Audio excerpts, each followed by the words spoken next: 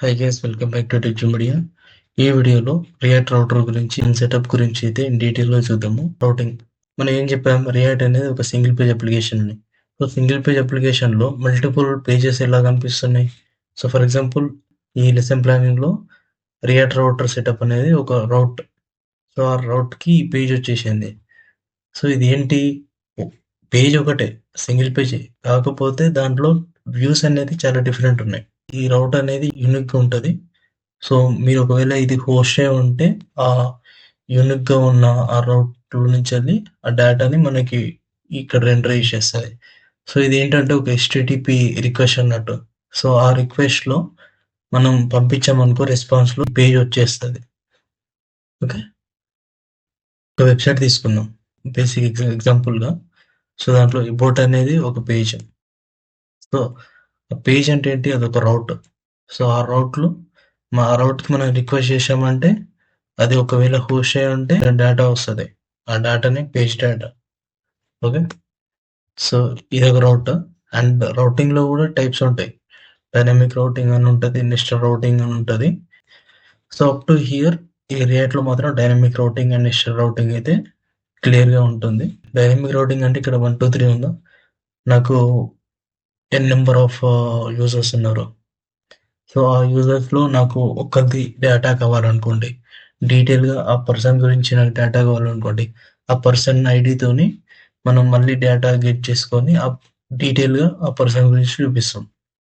So back ఎండ్లో వాళ్ళు APS ఇస్తారు కదా. సో అక్కడ మనకి ఎలా ఉంటుందంటే, ఫస్ట్ లిస్ట్ ఆఫ్ యూజర్స్ అనేది తెచ్చుకుంటాం.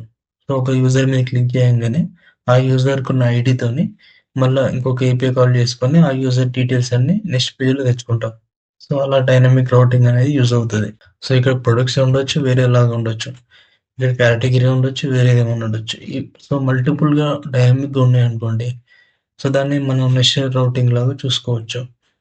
ఓకే, నెస్టెడ్ రౌటింగ్ ఎలా చేస్తారు, డైనమిక్ రౌటింగ్ ఎలా చేస్తారు, అండ్ నార్మల్ రౌటింగ్ ఎలా చేస్తారు, ప్యాకేజ్ ఎలా యూజ్ చేస్తారు, కంప్లీట్గా అయితే చూద్దాము 1 by 1. ఒకవేళ వీడియో లెంత్ అవుతుందంటే ఐ విల్ యాడ్ ఆన్ చేస్తూ ఉంటాను. Okay, react router introduction. So మనకి రౌటింగ్ డెవలప్ చేసుకోవాలంటే ఒక ప్యాకేజ్ అనేది డెవలప్ చేశారు. సో ప్యాకేజ్ అంటే మీకు ఆల్రెడీ తెలుసు. నువ్వు కూడా ఒక ప్యాకేజ్ డెవలప్ చేసుకొని కమ్యూనిటీలోకి రిలీజ్ చేసావు అనుకోండి, so they can use your components. మీ కాంపోనెంట్ వాళ్ళు యూజ్ చేసుకుంటారు. సో అలానే రియాక్ట్ రౌటర్ అనేది mostly using routing mechanism in React. 90 to 99% ఈ రియాక్ట్ రౌటర్ యూజ్ చేస్తున్నారు. సో ఇది చాలా పాపులర్. ఇది ఒకటే సింగిల్ పేజ్ అప్లికేషన్లో మల్టిపుల్ వ్యూస్ అనేది, సో దానినే రౌట్స్ అంటాం. ఒక సింగిల్ పేజ్లో మల్టిపుల్ వ్యూస్ కావాలనుకోండి, we have to use routing. So ఆ రౌటింగ్ అనేది ఈ ప్యాకేజ్ వాళ్ళు ప్రొవైడ్ చేస్తారు, రియాక్ట్ రౌటర్. ఓకే, సో దీన్ని ఎలా ఇన్స్టాలేషన్ చేయాలంటే, టర్మినల్ ఓపెన్ చేసుకొని అందులో npm install react router package అనేది యాడ్ అయిపోతుంది. సో లేటెస్ట్ వర్షన్ గానీ ఇది తీసుకుంటుంది. ఒకవేళ అదే వర్షన్ కాదు, నాకు పర్టికులర్గా వర్షన్ కావాలనుకుంటే ఇక్కడ వర్షన్ నెంబర్ డిక్లేర్ చేసుకోవాలి. బట్ ఇలా ఇచ్చేస్తే లేటెస్ట్ వచ్చేస్తుంది కాబట్టి, so better to use this. ఒకవేళ మీరు మ్యాక్ కనుక యూజ్ చేస్తుంటే మీరు యాన్ వాడాలి. ఓకే, ఇదేమో విండోస్కి. సింగిల్ పేజ్ అప్లికేషన్లో మల్టిపుల్ రౌట్స్ క్రియేట్ చేయడానికి ఈ రియాక్ట్ రౌటర్ డామ్ని వాడతారు. మల్టిపుల్ వ్యూస్ని క్రియేట్ చేసుకోనికి ఈ రియాక్ట్ రౌటర్ డామ్ అనేది వాడతారు అనేది మనకు అండర్స్టాండింగ్ అయితే వచ్చింది క్లియర్గా. సో దీంట్లో ఎలా వాడతారు అంటే, సింటాక్స్ వచ్చేసి, సో ఇంపోర్ట్ చేసుకునేటప్పుడు బ్రౌజర్ రౌటర్ యాజ్ రౌటర్ అంటే ఇదే నేమ్ వాడుకోవచ్చు. బట్ ఇదైతే కొంచెం మనకి కొంచెం అర్థమయ్యేలాగా ఈజీగా క్యాచ్గా ఉంటుందని రౌటర్ పెట్టాను. Routes and rate. సో ఇక్కడ చూడండి, ఈ రౌటర్ అనేది హయ్యర్ మోస్ట్. ఈ రౌటర్లో ఏముంటుంది, రౌట్స్ ఉంటాయి. రౌట్స్ అనేది చూడండి, ఇక్కడ opening tag and closing tag.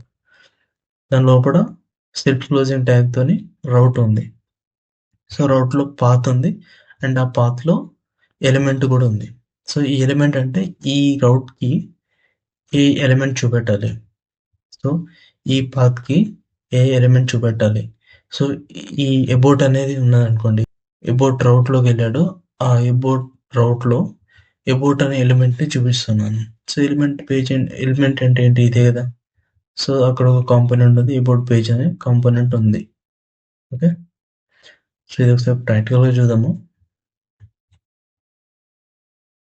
నాకు లెఫ్ట్ సైడ్లో విఎస్ కోడ్ ఉంది అండ్ రైట్ సైడ్లో ఆ ప్రాజెక్ట్ రన్ అవుతుంది 5173 పోర్ట్ పైన. రౌటింగ్ సెటప్ చేయాలి, రియాక్ట్ రౌటర్ డౌమ్ని ఇన్స్టాలేషన్ చేయాలి. npm install react router DOM, enter.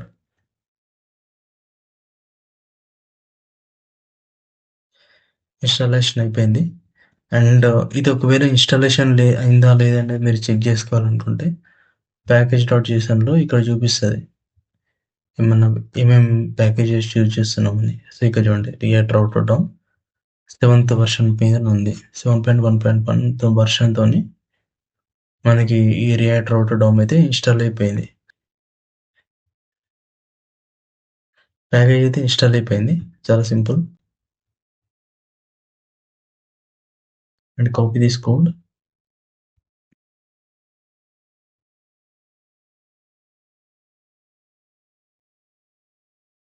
paste it here. Okay, నేను అబౌట్లోకి వెళ్తే నాకు అబౌట్ రావాలి అండ్ హోమ్లో ఉంటే హోమ్ పేజ్ చూపెట్టాలి. హోమ్ పేజ్లో ఉన్నాను, హోమ్ పేజ్లో హోమ్ పేజ్ చూపెట్టింది. సో స్లాష్ అబౌట్ అంటారేమో అబౌట్ పేజ్ చూపిస్తుంది, about page. Okay, anchor tag use చేసుకొని వేరే పేజ్ కూడా నావిగేట్ అవ్వచ్చు. నేను ఒకసారి చూపిస్తాను నావిగేటర్తో ఎలా నావిగేషన్ చేస్తారనేది కూడా నెక్స్ట్ ఫర్దర్గా అయితే వస్తాయి. ఒక యాంకర్ ట్యాగ్ తీసుకొని సో చెక్ చేసుకొని అబౌట్, సో దీనిపైన క్లిక్ చేసినప్పుడు అబౌట్లోకి వెళ్తుంది. ఓకే, సో ఓకే దీనిపైన క్లిక్ చేశాను, అబౌట్లోకి వచ్చింది. అబౌట్లోకి వచ్చాక సేమ్ హోమ్లోకి వెళ్ళమన్నట్టు చెప్పాను.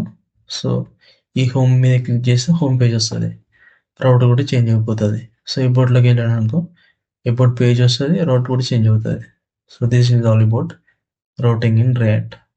If you have any doubt, please comment below and please do like the video and subscribe. Thank you so much. Thank you.